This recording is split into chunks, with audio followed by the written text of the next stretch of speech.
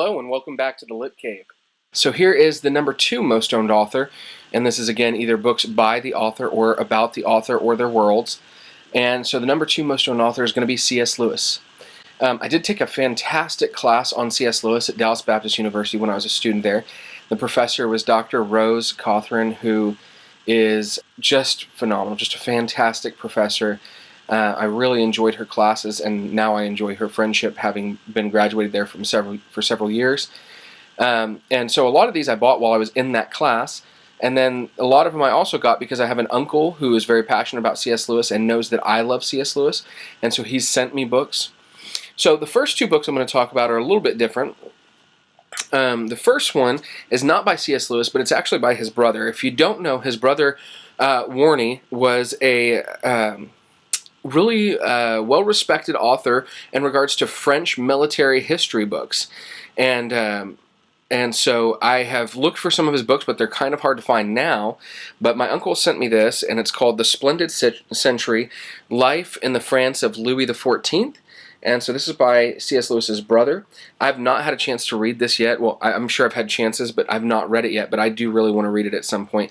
I'm very interested in history in general. And also just to kind of hear the voice of C.S. Lewis's brother would be really interesting, I think.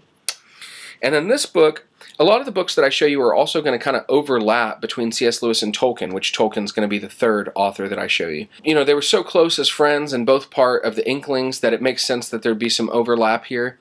So one of those is this book. It's called Christian Mythmakers.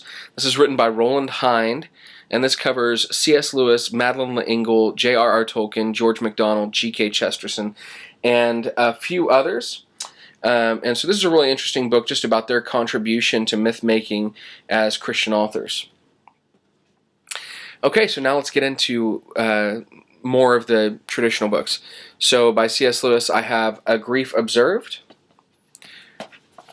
Miracles, The Problem of Pain. This is not by C.S. Lewis, but in regards to his world, Knowing Aslan. Okay, back by C.S. Lewis, we've got his space trilogy. So we've got Out of the Silent Planet, Perelandra, and That Hideous Strength. We have The Abolition of Man. Really great to read as an educator. George MacDonald. This book is actually just quotes basically by George MacDonald. So interesting. The Weight of Glory, which is probably one of my favorite things he's ever written. Totally nonfiction, just kind of a sermon almost, but really good. Letters to Malcolm, chiefly on prayer. The Great Divorce. The Screwtape Letters, which if you ever get a chance to listen to the audiobook narrated by John Cleese, do that. Mere Christianity. The Four Loves, another one of my favorite books that he's written. Till We Have Faces, which is one of the most beautiful things I've ever written, period. Read, not written. I wish I'd written it. That would be awesome. On Stories and Other Essays About Literature. Surprised by Joy. A Preface to Paradise Lost.